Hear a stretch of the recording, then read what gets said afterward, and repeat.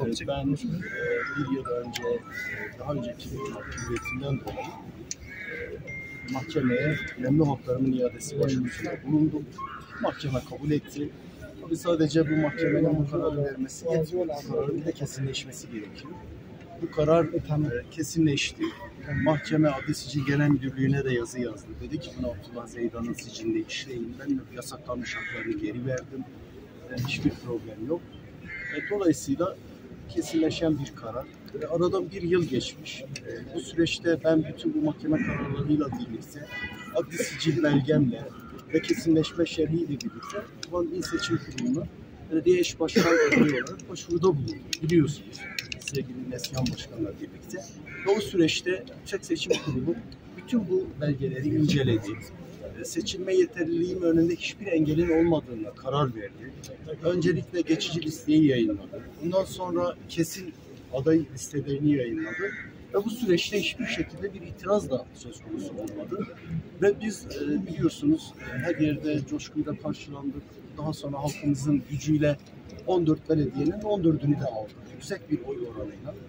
Sonradan biz dün öğleden sonra öğreniyoruz ki bunlar Cuma akşamı saat 16.55'te Adli Sicil Genel Müdürlüğü'nün hukuksuz bir şekilde Diyarbakır Başsavcılığına bir yazı yazdığını ve bu bir sene önceki kararın, mahkeme kararının kesinleşme şerhinin başsavcılığa bildirilmediği bahanesiyle savcılık mahkemeye başvuruda bulunuyor. Diyor ki o bir yıl önce Abdullah Zeydan'a tanıdığınız ve kesinleşen memnu hakları kararınızı ortadan kaldırın. Yani böyle bir uygulama yok Türkiye'de. Yani bu şuna benzer, Yargıtay'da kesinleşmiş bir kararın yerel mahkemede yeniden ortadan kaldırılması gibi bir durum. Yani mutlak hukuksuzluk ve bir kanunsuzluk söz konusu.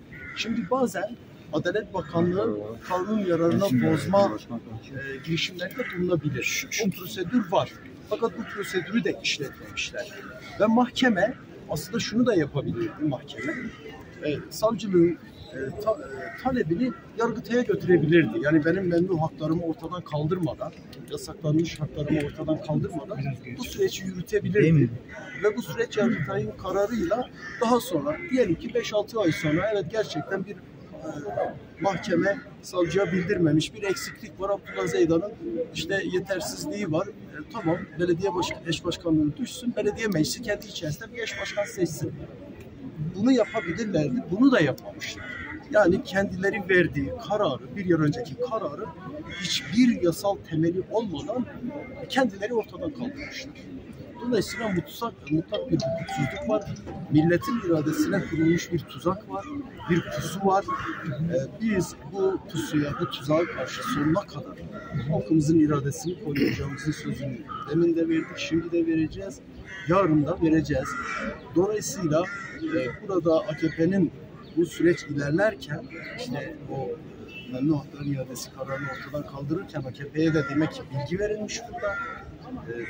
Dün AKP de mazbatanın kendilerine verilmesi yönünde bir talepte bulunmuş. İl Seçim Kurulu bunu başkanı bunu kabul etmemiş. Bunun şerhine itirazına rağmen diğer iki üye evet bu yönde oy kullanmış.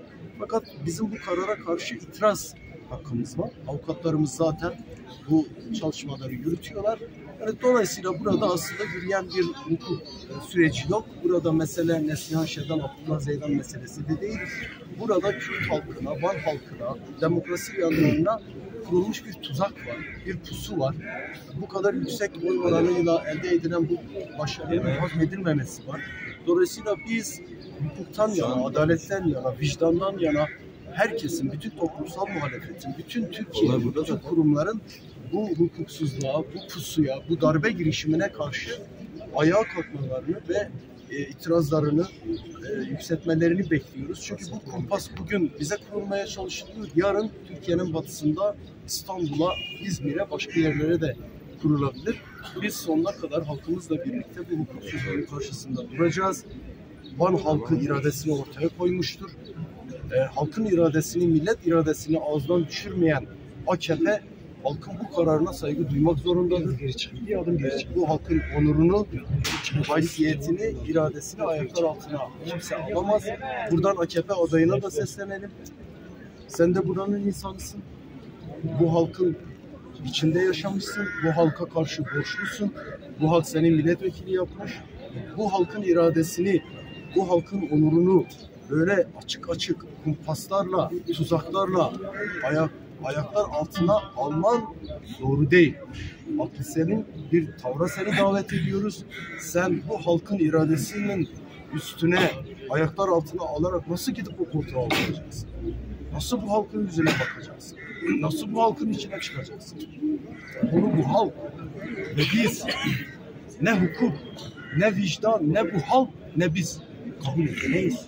Asla kabul edemeyiz. Dolayısıyla herkesi akıl sermeye davet ediyoruz. Van halkı bir irade ortaya koymuştur. Bu iradenin bir an önce tecelli etmesi ve bu belediyenin dem eş başkanlarına teslim edilmesi gerekiyor.